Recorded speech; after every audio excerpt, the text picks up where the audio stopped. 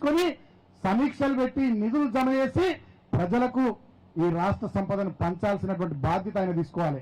కానీ రేవంత్ రెడ్డి ఏం చేస్తున్నాడు? బీఆర్ఎస్ పార్టీ నాయకులు ఇళ్ల చుట్టూ తిరుగుతూ బీఆర్ఎస్ పార్టీ నాయకులను కాంగ్రెస్ పార్టీలో చేర్చుకునే పనిలో బిజీగా ఉన్నాడు. ఢిల్లీకి వేల కోట్ల రూపాయల డబ్బులు అప్పచెప్పే పనిలో బిజీగా ఉన్నాడు. వారానికి ఒకసారి ఢిల్లీకి పోతా ఉన్నాడు. కోట్ల రూపాయలు తీసుకొని పోయి ఢిల్లీకి కప్పం కడతా ఉన్నాడు. ఇవాళ తెలంగాణ రాష్ట్రాన్ని ఢిల్లీకి బానిసంగా మార్చి తెలంగాణ రాష్ట్రం నుంచి వేల కోట్ల డబ్బులు తీసుకొని పోయి కేంద్రంలో ఉన్నటువంటి కాంగ్రెస్ పార్టీకి అప్పచెప్తా ఉన్నాడు. ఏఐసిసికి అప్పచెప్తా ఉన్నాడు. ఎంత దూరం పోయినట్టు ఈ కథ? మొన్న రాహుల్ గాంధీ జోడో యాత్ర చేస్తే ఆయన తిరిగే బస్సు కూడా తెలంగాణ నుంచే పోయింది. ఆయన ఏ రాష్ట్రంలో యాత్ర చేసినా ఆ రాష్ట్రంలో అయ్యే ఖర్చులు కూడా మొత్తం రేవంత్ రెడ్డి టీమే భరించింది. సో ఇంత దుర్మార్గంగా ఇవాళ తెలంగాణలో వంచి తెలంగాణ ప్రజలను మోసం చేసి ఇక్కడ ఇచ్చినటువంటి హామీలు నెరవేర్చకుండా కాంగ్రెస్ పార్టీకి తెలంగాణ ప్రజల సంపదను దోచిపెట్టే పనిలో ఈ రేవంత్ రెడ్డి బిజీగా ఉన్నాడు. కాబట్టి ఇటువంటి రేవంత్ రెడ్డి ప్రభుత్వానికి తగిన రీతిలో సురుకు పెట్టాలంటే పార్లమెంట్ ఎన్నికలను ఒక అవకాశంగా తీసుకోవాలని నేను తెలంగాణ ప్రజలకు విజ్ఞప్తి చేస్తా ఉన్నా. నిజంగా ఇవాళ వాళ్ళు కాంగ్రెస్ పార్టీలు సోషల్ మీడియాలో బీఆర్ఎస్ అయిపోయింది అని చెప్పి దుష్ప్రచారం చేస్తా ఉన్నారు. నేను ఆలోచించమని కోరుతా ఉన్నా. నిజంగా బీఆర్ఎస్ పార్టీ అయిపోయే పార్టీ అయితే బీఆర్ఎస్ పార్టీలోకి బీఎస్పీ రాష్ట్ర అధ్యక్షుడు ఆర్ఎస్ ప్రవీణ్ కుమార్ గారు వేల మందితో కలిసి వచ్చి మా పార్టీలో ఎట్లా చేరుతాడు? ఇవాళ ఆయన నాయకత్వంలో మొత్తం రాష్ట్ర వ్యాప్తంగా ఉన్న వేలాది మంది వచ్చి బీఆర్ఎస్ పార్టీలో చేరిండు. బీఆర్ఎస్ పార్టీ అయిపోయేది కాదు బిడ్డ, మీ కాంగ్రెస్ పార్టీ రాక్షస పాలనను అంతం చేసేది ఈ బీఆర్ఎస్ పార్టీ. తెలంగాణ ప్రజల గొంతుకగా తెలంగాణ ప్రజల పక్షాన పోరాటం చేసే పార్టీ ఈ బీఆర్ఎస్ పార్టీ. ఇవాళ రేవంత్ రెడ్డి పెట్టినటువంటి అభ్యర్థులను చూస్తే మనకు అర్థమవుతా ఉంది. సికింద్రాబాద్ నుంచి దానం నాగేందర్, చేవెల నుంచి రంజిత్ రెడ్డి, మల్కాజ్గిరి నుంచి సునీతా మహేందర్ రెడ్డి, వరంగల్ నుంచి కడియం శ్రీహరి వాళ్ళ బిడ్డను, అంటే మొత్తం బీఆర్ఎస్ పార్టీ వాళ్ళని తీసుకొని ఆయన అభ్యర్థులు పెట్టుకుంటున్నాడు. నిజంగా కాంగ్రెస్ పార్టీ గెలిచే అవకాశం ఉంటే మన పార్టీ వాళ్ళని ఆయన ఎందుకు తీసుకుంటాడో ఒక్కసారి ఆలోచన చేయమని కోరుతా ఉన్నా. వాళ్ళకి గెలిచే క్యాండిడేట్ లేరు, గెలిచే అవకాశం లేదు. ఇచ్చిన మాట తప్పి ప్రజల్ని మోసం చేసిరనే విషయంలో ప్రజలు గట్టిగా ఉన్నారు, మొండిగా ఉన్నారు. కర్రు కాల్చి వాత పెడతారని అన్ని సర్వే రిపోర్ట్లు కాంగ్రెస్ పార్టీకి వ్యతిరేకంగా వస్తున్నాయి. కాబట్టి ఇవాళ మన పార్టీ నుంచి చాలా మంది నాయకులను ఆయన తీసుకుని పోయే ప్రయత్నం చేస్తూ ఉన్నాడు. అంతేకాకుండా ఢిల్లీలో ఇవాళ కాంగ్రెస్ పార్టీ అధిష్టానానికి డబ్బులు ఒక దిక్కు అప్పచెప్తూనే ఇంకో దిక్కాల బడేబాయి నరేంద్ర మోడీతో లోపల రూమ్ లో మాట కూడా మాట్లాడుకున్నాడు. ఓ 7-8 చోట్ల లేకుంటే 9-10 చోట్ల నువ్వు ఎక్కడ డమ్మి అభ్యర్థులను పెట్టమంటే అక్కడ నేను డమ్మి అభ్యర్థులను పెట్టింది బీజేపీ ఎంపీలు గెలవడానికి సహకరిస్తా అని చెప్పి నరేంద్ర మోడీ బడేబాయికి చోటమియా మాట ఇచ్చి కూడా వచ్చిండు. నిజంగా కిషన్ రెడ్డి మీద దానం నాగేంద్ర అభ్యర్థి ఇవాళ వడ్ల కొనుగోలు కేంద్రాలు మా పార్లమెంటు నియోజకవర్గం పరిధిలో చాలా చోట్ల రద్దు చేసిరు. ఆ రద్దు చేసిన వడ్ల కొనుగోలు కేంద్రాలన్నింటినీ తిరిగి పునరుద్ధరించాలి. రైతుల దగ్గరికి పోయి ధాన్యం కొనుగోలు కేంద్రాలు ఎట్లయితే గత ప్రభుత్వం పెట్టి ధాన్యాన్ని కొనుగోలు చేసిందో అట్లా ధాన్యాన్ని ఈ ప్రభుత్వం కూడా కొనుగోలు చేయాలి, రైతాంగాన్ని ఇబ్బంది పెట్టొద్దని చెప్పి మా ఈశ్వరన్న ఈ నిరసన దీక్ష చేస్తా ఉన్నాడు. కాబట్టి ఇవాళ నేను ఈ ప్రభుత్వాన్ని డిమాండ్ చేస్తా ఉన్నా. ఏదైతే మా కొప్పుల ఈశ్వరన్న ఒక 4-5 డిమాండ్లు పెట్టి ఇవాళ రైతాంగం తరపున పెద్దపల్లి పార్లమెంటు నియోజకవర్గంలోని రైతాంగమే కాకుండా తెలంగాణ రైతాంగం తరపున ఏవైతే మీరు హామీలు ఇచ్చిండ్రో ఆ హామీలు నిలబెట్టుకోవాలి, ఏవైతే కార్యక్రమాలు చేస్తామని చెప్పి అవన్నీ చేయాలని చెప్పి ఈ నిరసన దీక్ష 36 గంటల పాటు మా ఈశ్వరన్న నాయకత్వంలో ఇక్కడ కొనసాగుతూ ఉంది.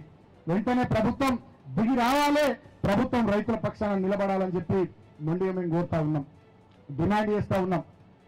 ఈ బీఆర్ఎస్ పార్టీకి పోరాటాలు కొత్త కాదు, ఉద్యమాలు కొత్త కాదు. ప్రజలు మాకు ఆనాడు ఉద్యమం చేయండి అని చెప్పి మా వెనకాల ఉంటే 2001 నుంచి 14 దాకా ఉద్యమం చేసినాం. 2014 నుంచి మొన్నటి 2024 దాకా అధికారంలో ఉండి మా కోసం సంక్షేమం అభివృద్ధి చేయండి అంటే సంక్షేమం అభివృద్ధి చేసినాం. మళ్ళీ ఇవల్ల మీరు మా తరపున ప్రధాన ప్రతిపక్షంగా కొట్లాడండి అని ప్రజలు ప్రతిపక్ష పాత్ర ఇస్తే దీని విషయంలో కూడా బీఆర్ఎస్ పార్టీ ప్రధాన ప్రతిపక్షంగా ప్రజా సమస్యల మీద పోరాటం చేస్తూ ముందుకు పోతాం. మేము కష్టపడతాం, ప్రజల కోసం పనిచేస్తాం. ప్రజాక్షేత్రంలో ఇటు క్షేత్రస్థాయిలో అటు అసెంబ్లీలో భవిష్యత్తులో పార్లమెంట్లో కూడా ఈ తెలంగాణ ప్రజల తరఫున గొంతుకగా బీఆర్ఎస్ పార్టీ నిలబడుతుందని చెప్పి సందర్భంగా నేను తెలియజేస్తూ ఉన్నా. ముఖ్యంగా నిన్న మొన్న మంత్రులు మాట్లాడుతున్నారు. నిన్న వ్యవసాయ శాఖ మంత్రి గారు మాట్లాడుతూ ఉన్నారు, తుమ్మల నాగేశ్వరరావు గారు, ఆ గతంలో మీరు ఏం చేశారని. మరి గతంలో నువ్వే మంత్రి కదా. జూపల్లి కృష్ణారావు మాట్లాడుతున్నారు, గతంలో మీరు ఏం చేశారని. గతంలో నువ్వే మంత్రి కదా. గత ప్రభుత్వాలు ఏం చేసినాయో మీకు తెలియదా? గత ప్రభుత్వాలు ఎంత మంచిగా ప్రజల కోసం పనిచేసినాయో మీకు తెలియదా? గత ప్రభుత్వాల హయాంలో రైతాంగం కోసం నేను తీసుకున్న చర్యలు మీకు తెలియదా? కృష్ణా గోదావరి నదుల మీద కట్టిన ప్రాజెక్టులు మీ కళ్ళకు కనబడతలేవా? 43,000 చెరువులు మిషన్ కాకతీయలో పూడిక తీసి రైతాంగానికి యాసవి సీజన్ లో కూడా నీళ్లు ఇచ్చినాం. మే లాంటి నెలలో కూడా చెరువులు మత్తలు దుంకిన విషయాలు మీకు తెలియవా? ఇవాళ ఆ మంత్రులు నేను అడుగుతా ఉన్నా. చెక్ డ్యామ్ ఎన్ని కట్టినాం, అదేవిధంగా యాసంగి సీజన్ కూడా ఒక్క ఎకరం పొలం ఎండిపోకుండా ఎట్లా నీళ్ళు ఇచ్చినామో మీకు తెలియదా? ఇవాళ మీ చేతగాని తనం వల్ల, మీ దద్దమ్మల పరిపాలన వల్ల తెలంగాణలో దాదాపు 20 లక్షల ఎకరాల్లో పంటలు ఎండిపోతా ఉన్నాయి. రైతులు ఆత్మహత్యలు చేసుకుంటా ఉన్నారు, రైతులు ఏడుస్తున్నారు, రైతులు బాధపడతా ఉన్నారు.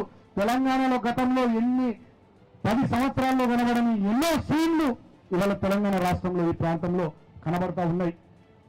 బోర్వెల్ మిషన్లు మళ్ళా ఊళ్ళ పంటి స్టార్ట్ అయినాయి.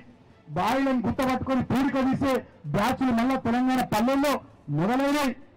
మళ్ళీ తెలంగాణ పల్లెల్లో చంద్రబాబు నాయుడు ముఖ్యమంత్రిగా ఉన్నప్పుడు రైతాంగం ఏ రకంగానైతే విధ్వంసకర పరిస్థితులు చూసినాయో ఆ రకమైనటువంటి పరిస్థితులు ఇవాళ మీ చేతకాని దద్దమ్మ పరిపాలన వల్ల తెలంగాణ ప్రజలు చూస్తా ఉన్నారు.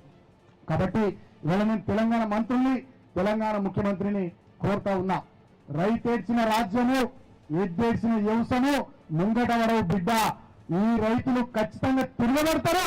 ఈ రైతుల ముసురు ఈ కాంగ్రెస్ ప్రభుత్వానికి తగులుతుందని చెప్పి ఈ ప్రభుత్వ పెద్దల్ని నేను హెచ్చరిస్తా ఉన్నా.